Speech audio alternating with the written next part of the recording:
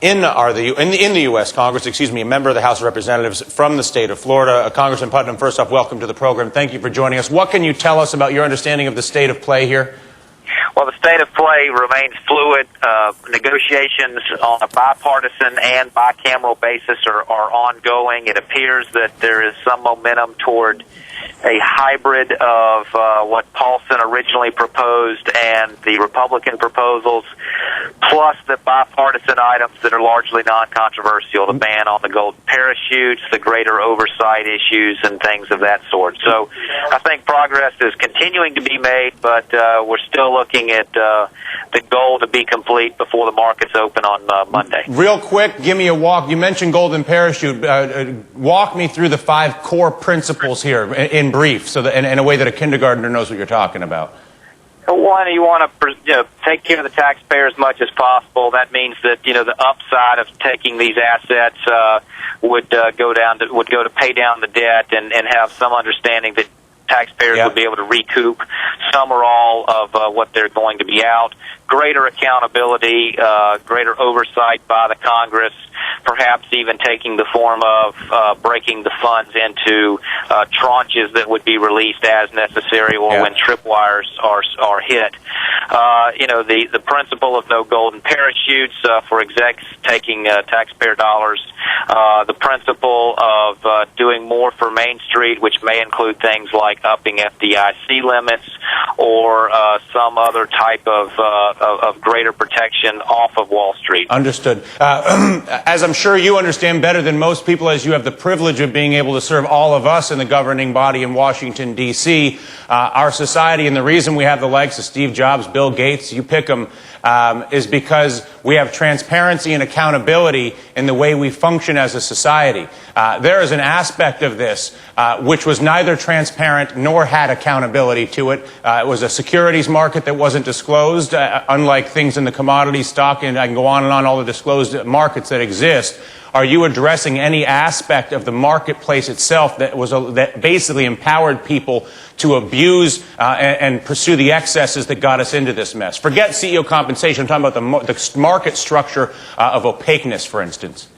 We would all like to see greater long-term reforms to the GSEs who got us into this mess, to the sophisticated new instruments that no one, apparently even the people who were dealing in them, understood.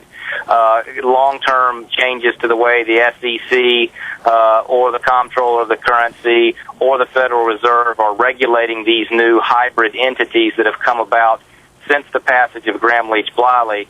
But there is, frankly, greater disagreement over the long-term reforms than there is on the short-term rescue or intervention, and we do not want the short-term need for intervention to be sidetracked or derailed by the disagreement over how to move forward long-term. Might I suggest that if you look at some of the most accomplished capitalists in this country, Warren Buffett comes to mind, the principles they advocate, again, revolve around that of transparency. A democracy functions better when you can see what's going on than when you can't. And accountability, you make better decisions when you are accountable for the consequences of your actions. How much is that in consideration in the Congress? Democracies and markets need transparency. You do not have an efficient, functioning marketplace if the buyer and the seller, the price discoverers, don't understand all of the facts involved in that transaction. There's no question that has to be a part of it. Joe Terranova and a variety of other traders, including one of the largest commodity traders in the world over the past 12 hours, have had the opportunity to look at this along with everybody else. I had the good fortune to be able to talk to many of them. They assert that disposal of these assets, Adam, ought be done in a way that mandates price discovery. In other words, if you want public money to buy all these opaque and mysterious assets that got us into this trouble in the first place, well, then the taxpayer money ought be used to create a transparent market for these assets so that others can then evaluate and bid upon them. And that, not the short sellers, not the long sellers, will alleviate the intense speculation around banks for whom we had no idea what they own because there was no market for these assets. Is that under consideration? Is it their view that the reverse auction does not accomplish that type of transparency? Joe? At the end of the day, the concern I have with the reverse auction is that those that will be pricing the assets themselves, the focus will remain in Washington, and there will not be a much broader participation on traders, the hedge fund community, to be able to enact. I'm sorry, go ahead, sir. I'm still with you. Okay. Adam, go ahead. Did you hear it? Did you hear Joe?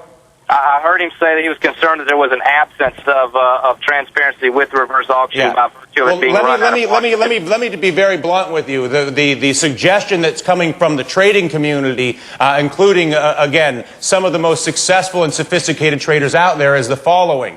Use the government money to be the first buyer, because we do not have a first buyer out there. Whatever that number is, I defer to you and your colleagues to figure out what the marketplace ought to be. Then post that marketplace on every exchange out there, the NASDAQ where I am, the New York Stock Exchange, the CME, Globex, every electronic exchange, and allow anybody who would have an interest in bidding on those assets. I understand how sophisticated they are, and I recognize that presents a high hurdle. But basically, as you conduct the reverse auction to begin the pricing process, why not then spill that out so a reporter like myself, who can look at a board and get a price for almost everything in America, can look up and see the current price of a mortgage-backed security, which is what we're talking about. And then as a result, I have a sense of what the real risks in the banking system are, and I know which bank owns what and by how much. That's the suggestion. That is an excellent suggestion, and I suspect that smarter people than me are plugging that in, but if they're not, I will throw that into the mix as we move forward over the weekend. Yeah, if they're not, Adam, because it's always a shame to think people may be smarter than you when they're not, we would appreciate it if you would at least introduce that into the conversation, along with a suggestion that the Federal Reserve clear the trades so that we are able to better monitor the banking practices, and you could in fact charge a fee from the Federal Reserve, which would go back to the taxpayer, because the traders normally pay a fee anyway to clear. You would just clear through the Fed. So clearing through the Fed and a public market that anybody can participate in would be something that Mark Fisher and a number of others in the trading community would advocate with great fortitude, if you will.